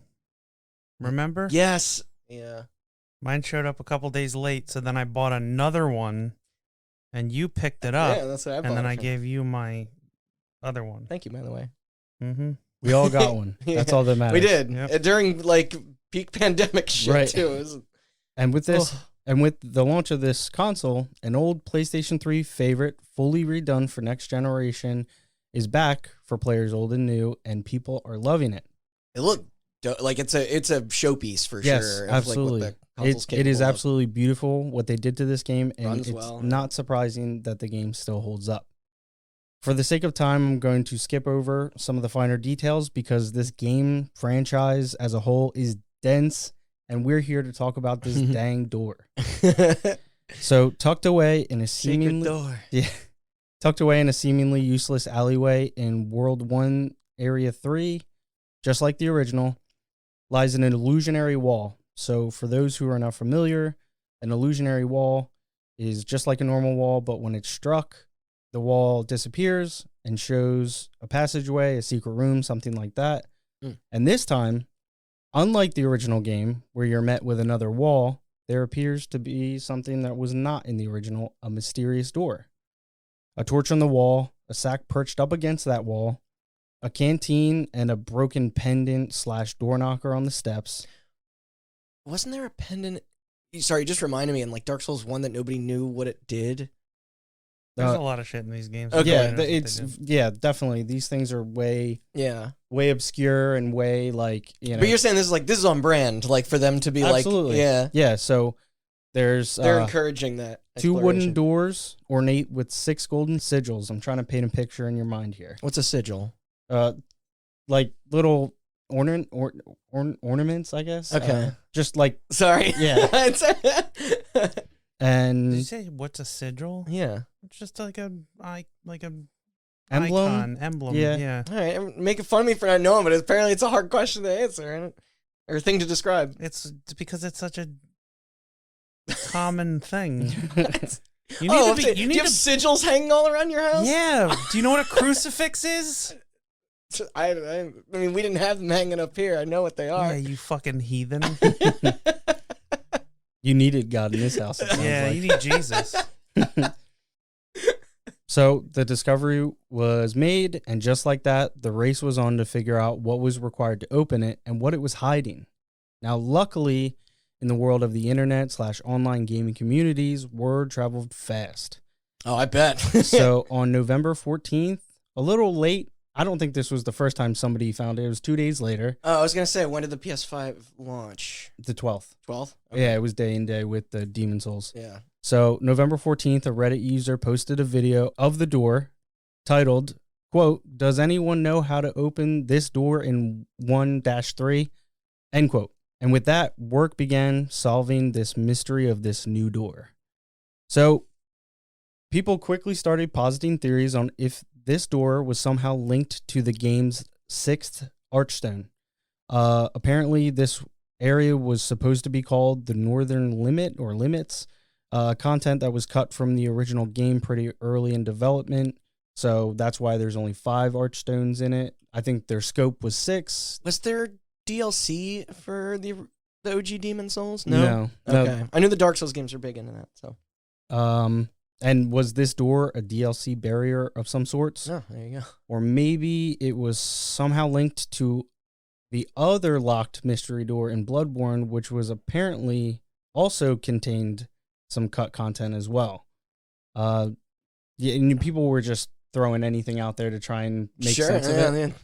Now, All the theories. what was quickly figured out, however, was that through the newly introduced camera system, you could move the point of view into a far-off reaching area. I mean, it had limits, but it was pretty... Is it like a photo mode or something? Yes, Okay. exactly. Using this camera system, Clip through the wall or... that was one Okay. thing that was done. But you were able to see beyond the door, and not only that, people used it in the alleyway that was like on the side of where the door supposedly led into, Okay. so you could kind of see over. So you could see that it was a courtyard. It had 2 fountains, one of which was broken, lost to time. A few benches. Laying on top of one of the benches was a corpse, which looked like a slain soldier, with a glowing white item indicator that was enough to make people curious. Oh, So that'll do it. As soon as Yeah. you can see something that it's like that you could pick up. yeah, then- and then you can't reach it. It's Yeah. like people are going crazy already. So really quick, Blue Point has a history with inserting Easter eggs in their remasters, at least with Shadow of the Colossus. Oh, There was a door that needed 79 coins that were scattered throughout the world. They were 10 off. 10 too many. I remember this though. Yeah. Talking about So collecting them all. what you had to do is you just collected all of them, I believe. Wasn't it kind of anticlimactic though, if I'm not mistaken? I forget. I did look it up, Yeah. and I had known from when this was all going on. I researched videos. I remember being and like I a was little is it unceremonious. connected? Yeah, Blue Uh, Point just back to their old tricks. Yeah. Get So- a trophy. Right. So naturally, one of the first theories was, let's collect 79 gold coins and see what that does. Ooh, yeah, if there's like cross game. Right. And there were gold What's going coins in on? the game, and the gold coins were dropped in the world by an enemy called the Fat Official. Yep. that's Some the people best they got. Huh? some people went to this Fat Official and kept farming him for his damn gold coins, which were a rare drop. All right, But were met with pretty expected results. nothing. No go. Nada. No, not 79 coins from the Fat Official. That would have been too easy. So we go back to the door. We start examining it. What about the sack leaning up against the wall in front of the door that seemed like it was showing a face peeking out from a ripped hole in the Creepy. side? Yeah, with the photo mode, there was filters. And if you like put on like some of the filters or like increase the contrast or the Yeah, brightness, people were like making out a face and they were like, who's in that damn bag? Or maybe Wow. it was the canteen on the steps or the broken door knocker / pendant looking item on the ground. People were diving as deep as they possibly could for clues. Mm. Another personal favorite theory of mine was that within the credits of the game, it shows areas throughout the world, just kind of recapping your adventures and things like that. But there was these weird, silly goat faces in seemingly random places, like on a wall, on a tree face, inside running lava, amongst many others. I mean, Huh. I don't remember exactly how many there were. It's cute. Players went down that. There was definitely a lot of time spent on Like- all of these Holy shit. just basically useless theories. So would going to these locations give us any information or ideas about the door? Didn't really seem like anything was there when the areas were searched. Nothing players were doing, nor the theories being crafted, were seeming to lead anyone basically anywhere. Hours poured into dead ends led people to some pretty restless methods. One particular streamer / speedrunner, known as Distortion 2, whom I've been watching obsessively throughout this entire process, was working through everything he deemed viable, and he finally had enough. Fuck this. And he did what he does best. He started to try and break the game. Yep. So, Busted out his Game Shark. Yeah, His he- action replay. I mean, people, this was over days. And the This debug, is like, I know I just condensed it down to a few paragraphs. yeah. I think we were 2-3 days in, and I'm not kidding. I was watching this guy from the start. He's like my favorite Souls guy, speedrunner. There probably guy. was like a lot of people in chat were like, "Try this. Did you? Look Oh through my this?" gosh. Yeah, yeah. He definitely was getting tilted by people just tossing out random ideas, Yeah. and I do not blame him at all because I was Getting even to the breaking point. I don't like type a bunch. I'm a lurker, Mhm. so I'm watching Yeah. people do this, and I'm like, what really makes you think that that is feasible, Yeah. or that makes any sense, or there's any connection? Yeah, it was really interesting to watch, but yeah, he was just like, screw this, man. I've had enough. So I'm ripping this thing open. yeah, and he did. Violating the NDA. So full disclosure, I don't know the first thing about game development or really how games work as a whole. So bear with me on this one. Bad news for you because I know everything. But players were able to discover that there was a glitch, an exploit, whatever you want to call it. Basically, this was found where walking into a wall while textures were loading after reloading a save file or launching the game Oh my god. would allow the character model to slightly enter the wall's collision. And then when the wall's texture / collision fully loaded in seconds later, the character model is propelled upwards for some reason. I don't know. Nowhere to go but up, I guess. All right. So, like I said, I don't know how it technically works, but that was enough for people to start working on using this method to potentially figure out how to reach behind the mystery door and land into the courtyard where the much sought-after item was located. No, this is what you were meant to do. Yeah. It totally is designed. Yeah.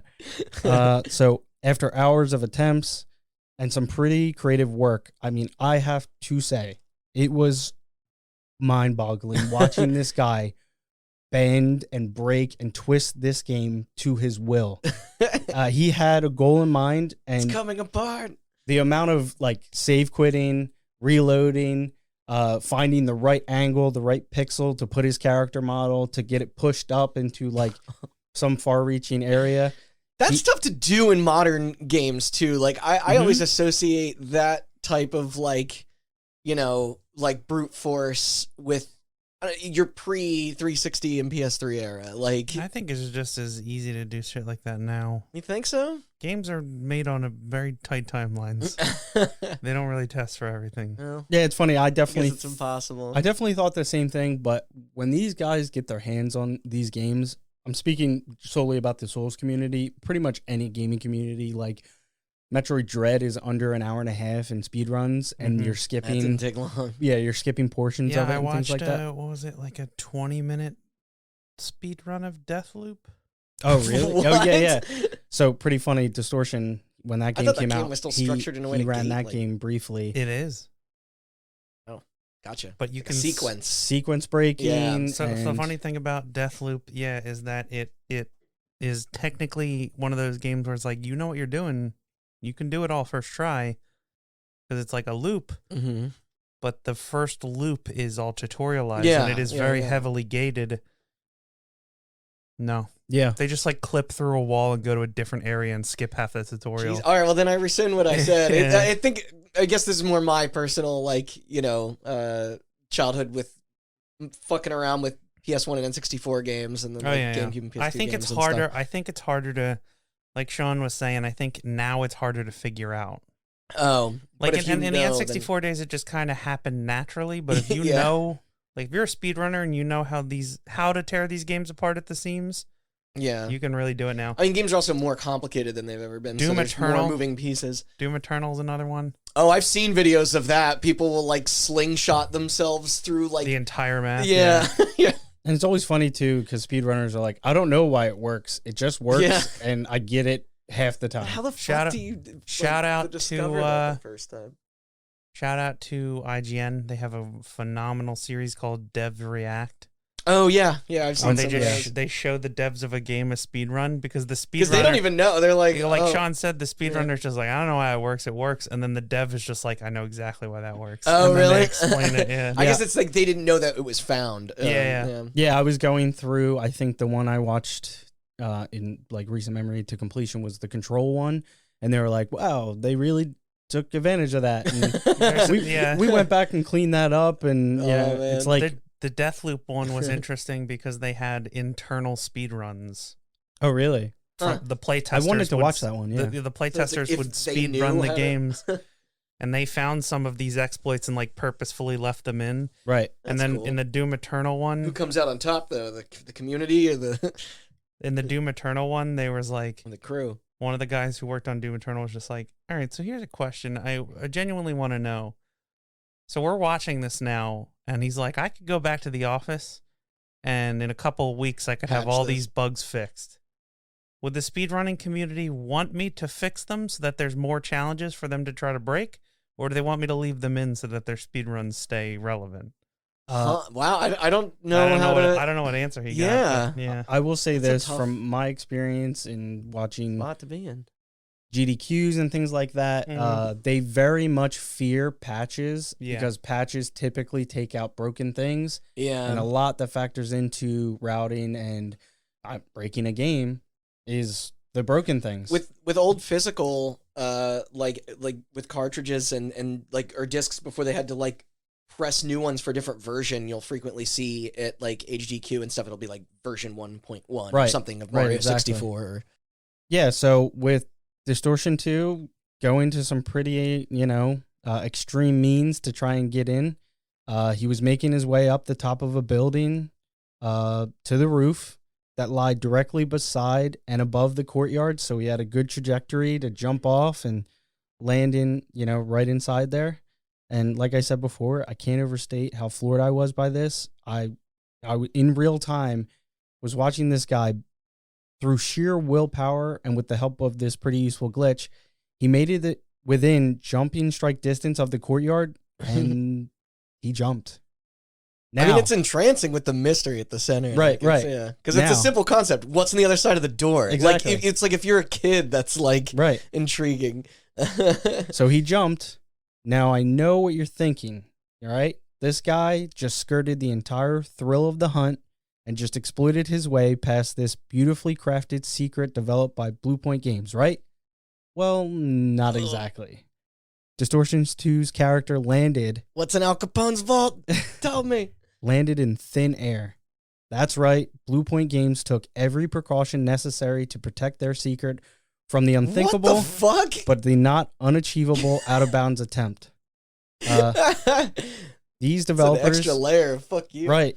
These developers encased the area in an invisible walled-off box to ensure that players only had the ability to open the door the by way traditional that it was means. intended. Yeah. Man.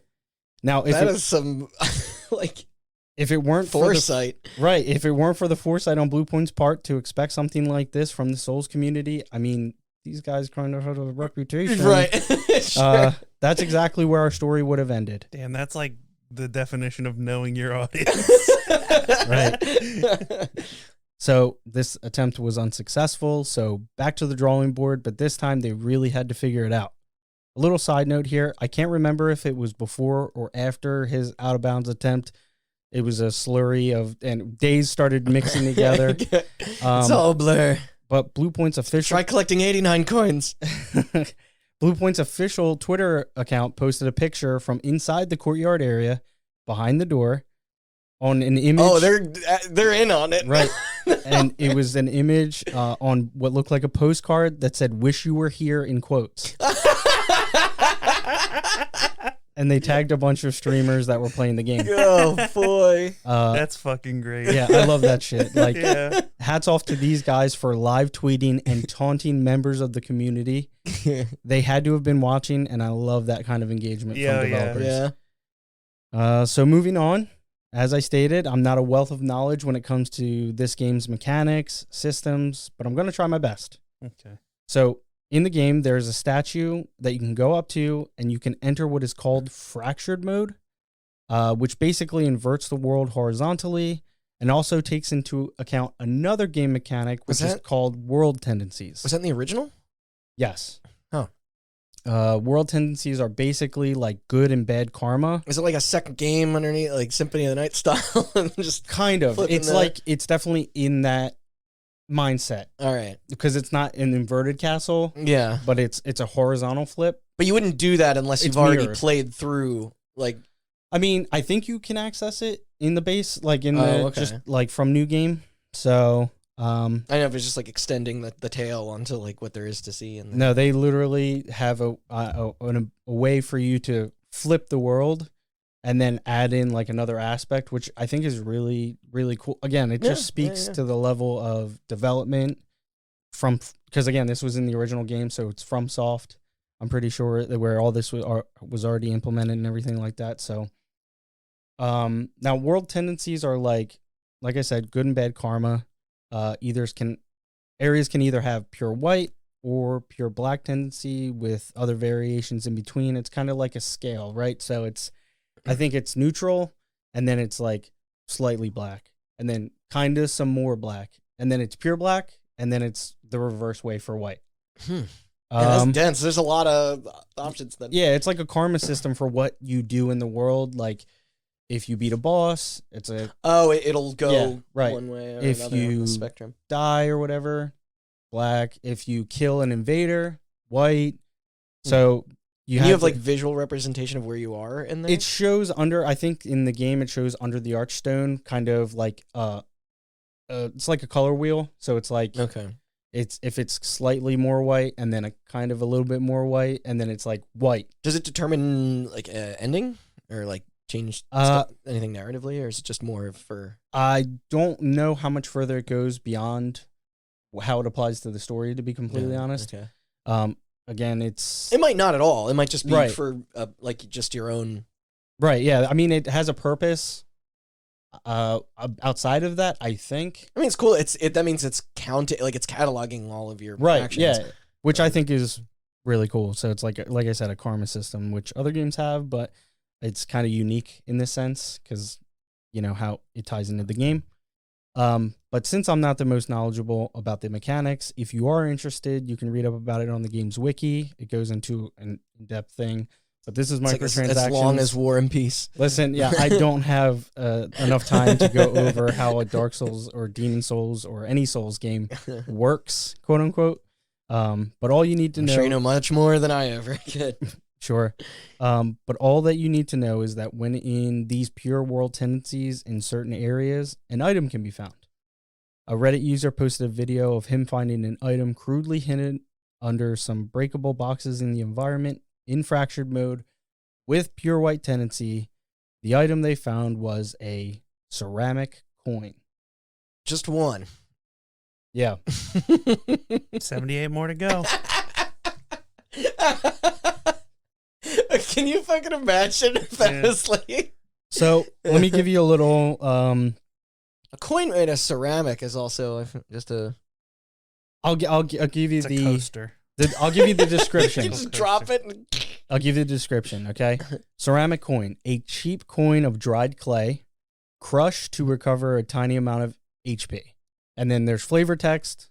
That's what it says in the menu? Yes. And you can just, like, use it? Yes. It's just a perishable, like, little bit of health? Yeah, like a negligible amount of HP.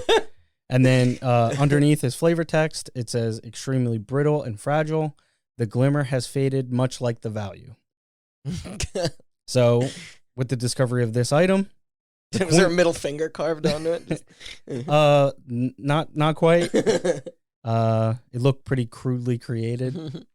But yeah, MS Paint. It's just everything else is like 3D rendered. But with the discovery of the coin theory is back on the table. I mean, huck it at the door. So players started scouring all over the game's areas for more coins. Right. In both pure white and pure black tendencies, and they were successful. I don't know how much time passed, but 10 were located in total. Oh my God, it took this long to find the one. Like, right. I think we're like 3 or 4 days in at this point. 5 from each pure world tendency, pure white, pure black. They seem to do all the ones in between there. Taking.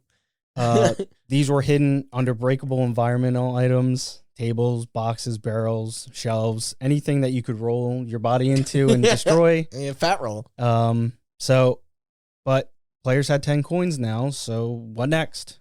Well, there was... I mean, how do you know when you found them all? Right. So there was an NPC that had an interesting interaction when you traded the item, or I can't remember if you just drop it and that was the form of trading. But when you presented the item to this NPC, the NPC's name was Sparkly the Crow.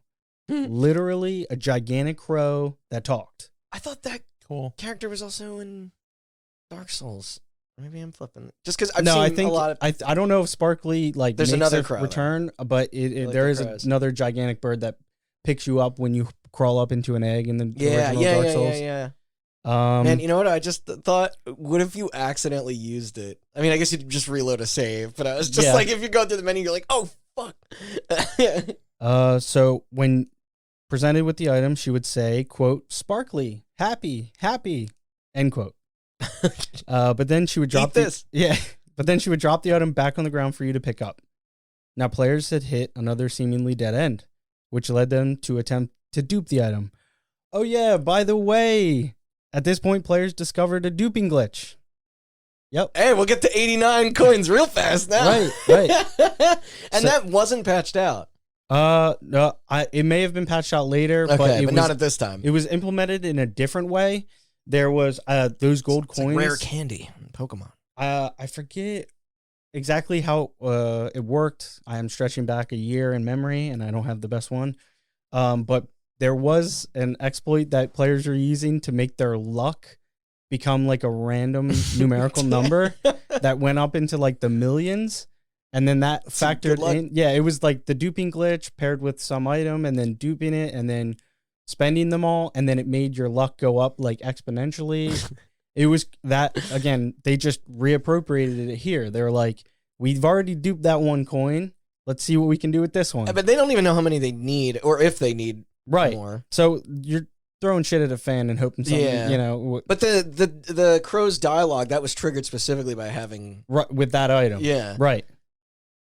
So the way that the dupe worked was it would involve dropping or trading items with another player. You can't directly trade something in this game because of the way the multiplayer works, because people are summoned to your world, so then you would have to drop an item on the ground. You can't take anything if you from someone if you kill them? So, no, I think you get something from that, but in this instance, yeah, and you invade as two different types of spirits. You either invade as a like a bad spirit, or you invade as like a cooperative spirit. Yeah, so so basically the way the dupe worked was like you would drop an item or trade something, and then you would roll back your save. Again, kind of combing over the finer details here because it's not really relevant. But yeah, these guys were relentless. They were trying anything. But Team Blue Point strikes again. Dude, they're 2 steps ahead. When the ceramic coin is dropped on the ground and picked up by another player, it becomes a broken coin and is basically rendered useless. That's literally the joke I said like minutes ago, is that it was like a... So, I don't know, for everybody keeping score at home, this is Team Blue Point 2, Souls Community 0. Dude, you know that's like the members of their team are just like all keeping up with this and just being like... They're like, suckers. You really thought that was going to work? All right, so now what? With players running out of ideas and new discoveries grinding to a halt, where do we go from here? And at this point, I kind of want to credit Vati Vidya. He's another guy I was following throughout this and actually became aware of through this whole process. I watched his video and he had an addition to this whole story that I don't remember happening. But someone finally found an 11th coin. A community member posted on Twitter a picture of his character that looked an awful lot like Shrek finding a coin in a far off place in a vast swamp area. Could this be true? We've scoured this entire world. You know what I mean? It's at this point, it's basically... It's safe to say it's charted territory. Yeah. And these guys, I mean, like I said, you have like a huge gaming community. Not that many as I guess you would have because of PS5s not being available. But the people that had that is a factor. They were working on it. No, this was just a troll. I mean, come on. A Shrek character finding a coin in a swamp. Good joke, but this unfortunately was a distraction. And like I said, I have to credit Vati Vidya's video because that was a nice little interjection. I guess everybody was going crazy, so they thought, hey, let's kind of spice it up a bit. I'd be shocked if we made it this far and there wasn't yeah, again, a real cast of characters. A real cast of characters, this Dark Souls community. A lot of content creators love poking fun at each other, playing pranks on each other. Yeah, I was like, I'm sure they're all aware of like that. Exactly. Yeah. But somebody actually did find an 11th coin. This time it wasn't a joke. But this through a newly created theory that each world only had 2 coins into the trash. So players kept looking. Another coin, maybe there's another. There's a 12th, a 13th. Maybe it goes up to 20. That's what I was saying. Yeah, like maybe we weren't looking when you know hard to enough. stop. Right, exactly. While other players continued their search, we come back to my main man, Distortion 2. Now you see, Demon Souls, like the rest of the Souls series, has a New Game Plus mode. This allows players to play the game over again multiple times with their pre-existing character, exactly, while increasing the difficulty and monster health a little bit each time. He decided that he would go through New Game Plus and get 11 coins that we've already been able to find for each playthrough, and then just, I'll just stop it back in with Sparkly the Crow at the end and see if anything happens. Yeah, if he says anything different.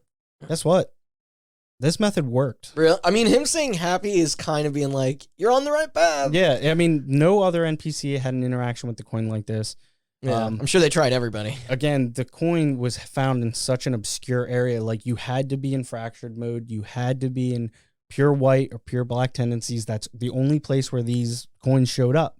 So they were finally on the right track, and he just was like, screw it. I'll go get 11, check in, 22, check in, 33. So after completing... Then he's like, you've got too much. So after completing his third playthrough, he had 34 coins in hand, and he said, why not check in with Sparkly, see if anything happens? But this time, something different did happen. Oh. After dropping 30 coins in front of Sparkly, and then I think reloading his save, because it was like a timed thing, like you had to leave the area and come back. I rewatched the video of him discovering this, and he just reloaded his save. So I think it has something to do with how Sparkly reacts to items or how they trade. I don't know. He did that. He dropped 30 coins, reloaded, and then there was an item laying on the ground. It was the rusted key. Description, a key covered in red rust. It breaks off in the door. And he was like... just sprinted there. Yeah, he was like... I think his words were, we did it! Did you see that live? I saw that live. Yeah. Yeah, I was, like I said, That's I awesome. had been tracking this through Reddit. So like 3 a.m. one night or something? I was staying up pretty late. This dude was streaming ungodly hours. He was putting in so much time, so much work, so much effort. But the whole community was. Like, people wanted to figure this out. It was something new. It was something exciting. I mean, these games are already mysterious as is, but this one is... And it's hard to make games mysterious in 2020. Like, it's... So he finally did it. He rushed back to the door. People self-ship fast. And opened it. And like I said before, I was live and in person. It was fucking awesome to be a part of this, like, community effort. I mean, again, granted that he just kept throwing shit at a wall and just trying to see what's That's the only way. That's how... But he did it. So... finally, after about a week, it was over. Beyond the door was the courtyard with the corpse laying on the bench. And all that was left now was to loot the item on it. It was another coin. And then it was like another... it just keeps going. Just keeps going. It's this There's endless... a smaller door in the courtyard. But so what's the item? So he goes up to the item. He goes, "You guys ready?"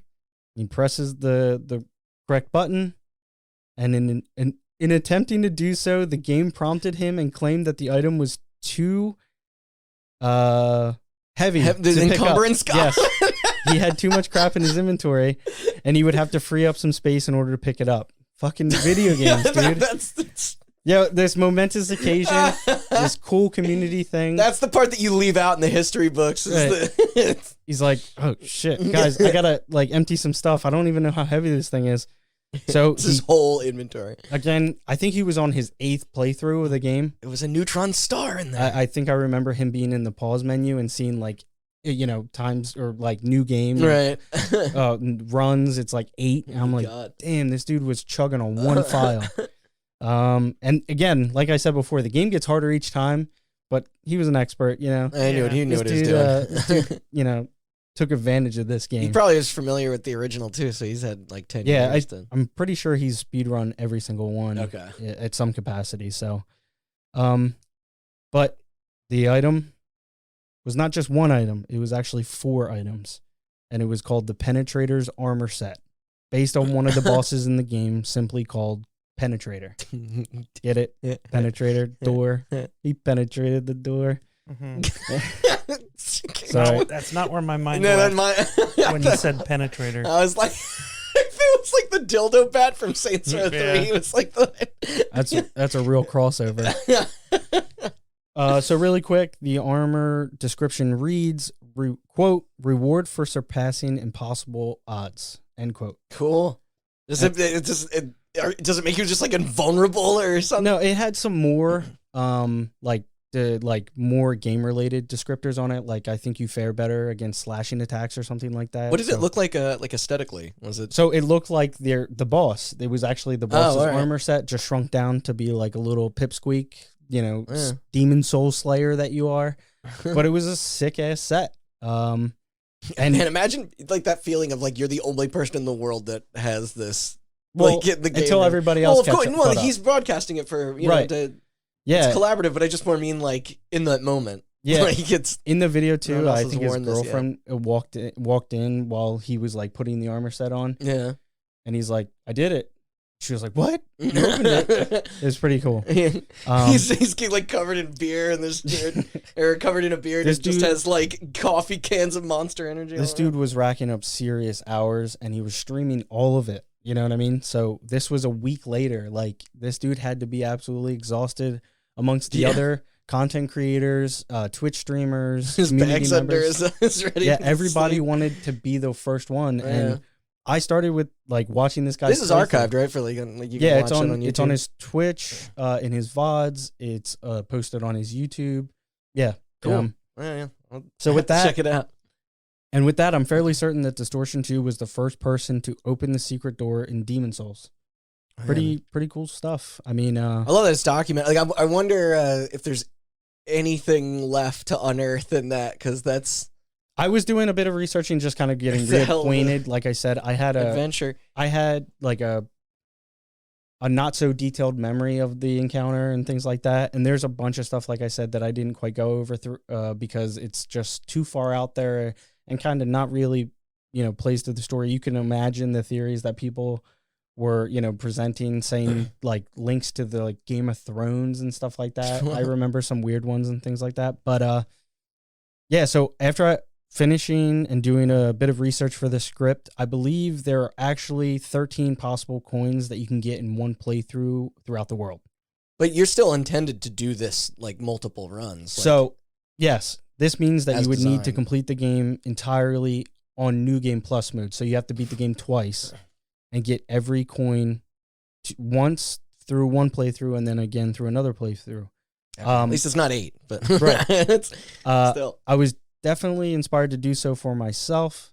This was such an awesome adventure to follow along and watch, but then I remembered I would actually have to play through the game. And you're like, I'm not gonna do. as I stated earlier, me and Souls games don't have the best relationship. They exist. I avoid them, but love them from a distance, Yeah. kind of like a creepy stalker. But no, like I said, I absolutely love these games. It's just from a player perspective, it's a hump I can't get over, difficulty wise and things like that. I relate to that. I also noted when I was doing notes for the script that I believe that 26 somehow ties into From Software's first game in some way, and it does. Oh, From Software's first game release, from what I could come up with, was 26 years ago in 2020. So it's like a little shout out to FromSoft, you know what I Yeah. mean? It's 13 coins twice, 26 coins in total to get the key from That Sparkly. seems the Pro. intentional. Yeah, absolutely. And that can't be a coincidence. No. I mean, the Like- thought and meaning behind this type of secret or Easter egg is really remarkable on Blue Point's end, and something that anyone that is a fan of video games should really appreciate. This was a good Yeah. reward. You know what I mean? Something like this could only exist in the world of video games today. Online gaming communities getting together in the name of something mysterious and exciting. In my opinion, Blue Point did this to show appreciation to the game, the original developers From Software, and to the communities that make these games what they are. And that's honestly a really cool thing to think about. It is. That's how you do an Easter egg, you know? Yeah. I like it. It's like paying homage to not only the guys who, thought of this crazy world and came up with these awesome art concepts and everything like that, but like this was a community gift. This was because of what the Souls community, again, love them or hate them, elitist, like I said, ravenous. This was like for them. Yeah. And I think that the players felt that. Really quick, I want to shout out the entire Souls community that took participation in the event. Like I said, Distortion 2, that was my main guy throughout the whole thing. Vati Vidya, like I said earlier, I watched a little recap vid of his that came out like a week after we had figured it out. Another streamer, Lobos Jr., he's another guy I watch. Nice. And it was stuff like, trying to figure out who's going to find it first, who's going to achieve everything first, and Lance McDonald as well. Also, anybody else I'm forgetting. There's a lot of people involved. It's in cool to this see whole we're like process. working together too. Like there's like, I mean, there's probably some Yeah. fun competitiveness in it too, Yeah. but it's also like I think I like switched back between when Distortion found out like he had the key and everything was over. Yeah. I switched over to a couple other streamers. Then everyone like flocked to. Yeah, so people would go from Distortion's chat and then open another stream and start typing. He did it. He found it out. Distortion figured it out. Yeah. But it's like really cool showing of like what a great gaming community coming together for like something cool. And something very particular and like you said, crafted for like to be appreciated by a very small, very passionate like subset. Right. And that's my story. That's cool. Yeah. A little bit something out of the ordinary for you guys, but yeah, I was really excited to get this together and share this with people. We should do for like Easter next year more like try and collect some cool Easter eggs. So now you're religious. What was all that I hate God stuff about earlier? Yeah. Oh, it is on my shirt. Kind of trying to spoil Jesus's day with your video Wait, turn around. Oh yeah, it says the devil rules XD. Oh yeah, and it says get wrecked undernet. Nice. But yeah, cool. Well, thank you very much. Happy to bring something to the table finally. Yeah, it's a subject we never would have known about or tackled. So listen, I love cracking jokes, but cracking wise. Yeah, cracking wise, cracking jokes. But this one was I had in the think tank for a while because I thought it would be a cool topic to cover. Yeah, I remember you telling us something we wouldn't cover. So perfect. Shout out to Toyota. Shout out to memes. Yeah. Shout out to Blue Point Games, Toyota, and Trollface. Exclusively. Yeah. Forget all the other memes. Yeah. Plugs? There is a pee break between. You don't have to tell them that. All right. Let them figure it out. Yeah. Where can you find out where the pee breaks were in this episode? If you haven't figured it out by now, there's so many. Yeah, thank you for listening. Feels good to get back into the microtransactions. Yeah, I like these. We should do them more often. This is Microtransactions 5. You can go on our website and listen to 1 through 4, as well as a bunch of other episodes. Yeah, all the Halloween stuff's out. Yep. Still feeling the spirit of. We got our anniversary episode coming up next. Yeah. So stay tuned for that. Go us. But yeah, you can check out more episodes, all the other microtransaction shit, and more on our website, hotbuttoncast.com, or on any podcast feed that you follow, Spotify, iTunes. I don't know what the other ones are. There's a lot of them. You can also follow our social media, Twitter, Instagram, and Facebook at hotbuttoncast for updates on the future. Twitter, Instagram, and Meta at hotbuttoncast. Nice. Yeah. You caught it in real time. But yeah, that's it. Stupid, man. Thanks for listening. Yeah. Yep.